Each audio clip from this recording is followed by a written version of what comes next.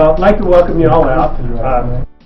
I'm Dr. Richard Ray. I've been in practice for about a little over 30 years, and I keep excited about chiropractic by continually introducing new things into my practice. And about, 7, 8, 9 years ago, I had a patient that I was having problems getting well. He had carpal tunnel, and I'd been able to kind of keep it at bay. He could tolerate it and still work and not have surgery, but it really wasn't getting better the way I thought it should. And so I sent him to Dr. Brimhall, and many of you may know Dr. Brimhall. He used an Erchonia laser, and he just didn't resonate with that office. Very different type of office than mine. He's very gifted and knowledgeable, but it's very expensive and lots of money.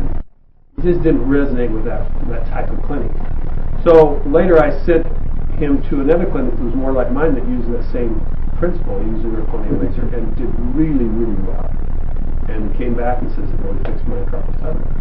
So the next time I had a patient, he had a disc rupture in his neck, and I told him you have three choices. I've done everything I can. You can either go get disc decompression like we have for the low back here at another place that has it for the neck, or you can go get surgery, or you can do injections, or you can try cold laser. Cold laser is going to be your least expensive try, and least invasive, so I'd try that first. He went there, came back and said, problem's gone, fixed it, I'm doing just fine. So I was impressed. So I decided I would go to a weekend seminar kind of like this, only it was a 4-hour seminar, and find out more about this laser.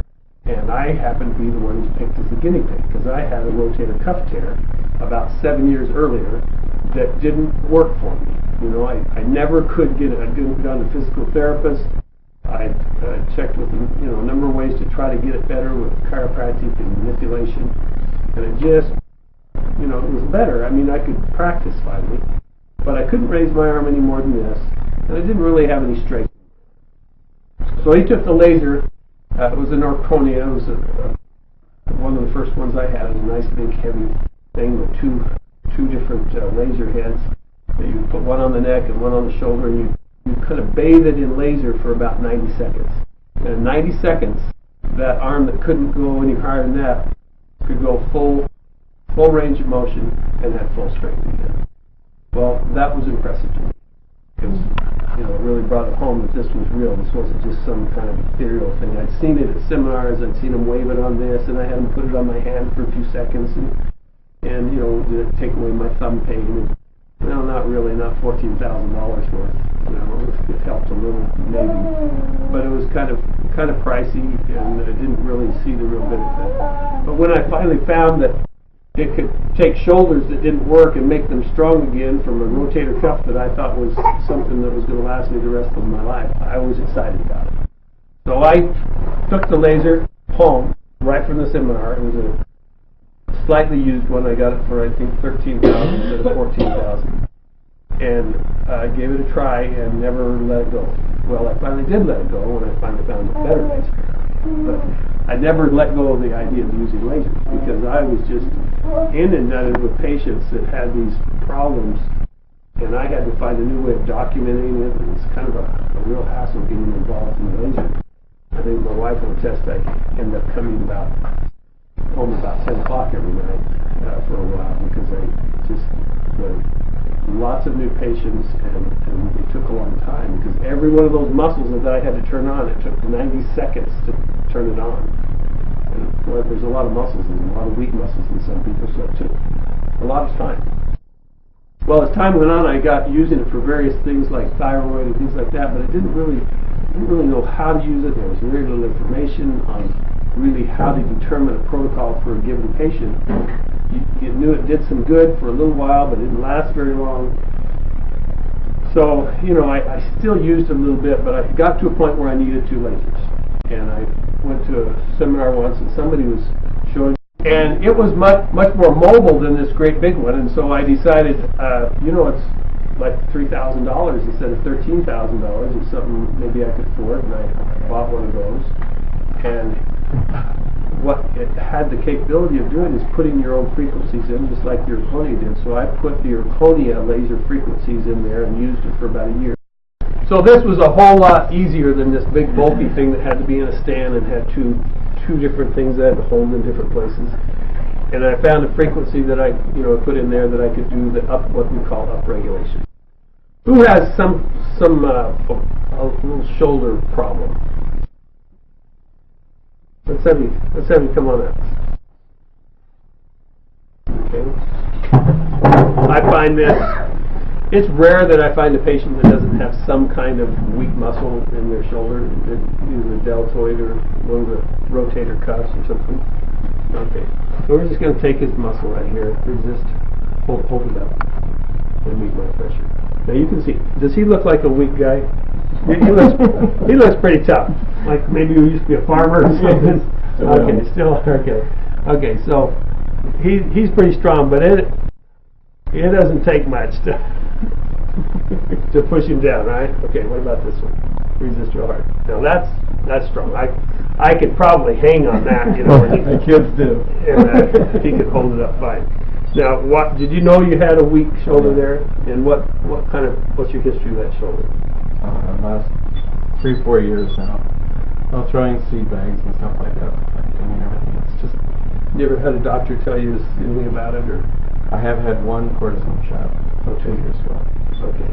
So I'm just going to put a thing called neuromuscular reeducation on that. And now this doesn't necessarily mean that this shoulder is cured, but it's weak now, and it takes me about, I don't know, maybe 5 seconds, resist real hard, to make that as strong as the other one. No different? Yeah. Okay. Nice and strong. So I didn't know this at the time, but later I did the seminar with the doctor that knew this a little bit better than the one I learned it from. He says if you put the laser in the right place, you don't need to bathe the whole muscle in the laser, and it's a lot faster. So it took about 5 seconds to make that strong. Okay, sit down. Now, once that muscle's strong, it has the ability to begin to heal, because if it's weak, you can imagine you have 10 fibers that are supposed to be doing the job, and only 2 of them are working. Well, it's going to tear up those 2 fibers pretty badly. But if you have all 10 of them working, they support each other and they can protect those 2 that are damaged, and you can start to get better. But I don't care how many cortisone shots or manipulations or whatever you do, if the muscle's turning, if something's turning those off, and not allowing the brain to send the signal to those other 10, you're going to be weak, and you're going to injure that set of muscles. Okay? So what we do is we just turn off with the laser using the right frequency.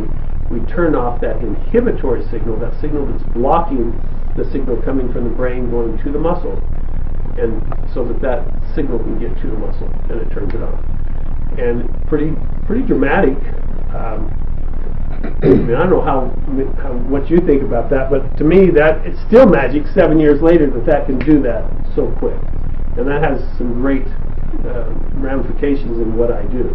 So I was pretty excited about this laser, the idea of using the laser, not this one particularly, but I used it about a year, and I noticed that it had a whole bunch of frequencies on here. And I didn't know what they were. Neuromuscular reeducation, cranial nerves, fixation, category 1, restore, healing, pain, heart, eyes, liver, brain. Had no idea what they were, how to use them, where to put it. Hadn't the foggiest clue. I don't know why it didn't come with a book. Or maybe it did and I'm not used to reading directions. Maybe that's probably what happened. But finally I said, I don't know much about this stuff or how to choose what to put it on, so I had got to call the guy that made it and see what he says. And he said, well, get a few doctors together, I'll come down and do a seminar for you. Just pay my way, pay me, good enough to stay someplace and eat, and you don't have to pay me anything else. And so for $150 or so, he came down and did a seminar, and I found out that all of these frequencies that were built into this were much more effective than the ones I've been using. And we found out that the laser that I had been using was very similar. It's a 5 milliwatt laser. Same principle involved. It was cold laser, and it was 635 nanometer laser.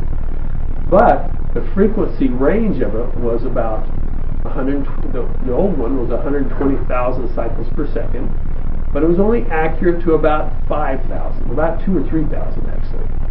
So that means if you dialed in a frequency above 2 or 3,000, you weren't really getting the frequency that you dialed in. So you didn't really know exactly what you were getting.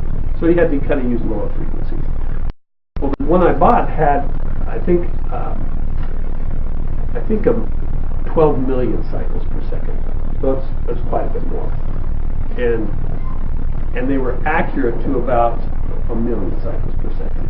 And so I found that the higher the frequency, the faster the protocol you could do it with, and the more effective it was going to be. And you could actually do more things that you couldn't even do with a lower frequency. And so it really expanded the ability of what you could do. Well, that was quite a while ago. I had that laser for a little while, eventually gave it to my dad to keep him living a little longer. And I bought, after I had some really good success with a patient that had lupus. I had a patient come in that was a niece of another patient of mine. She was in intensive care at the hospital down at Banner Daywood. She'd been there for 2.5 months. She'd been in and out of the hospital and spent a total of 8 months in the hospital that year. Okay, it wasn't constant, but she'd been in the hospital for 8 months. She had lupus and severe pain and problems with her kidney and adrenal gland. And I didn't talk to this guy and say, hey, you ought to bring her down.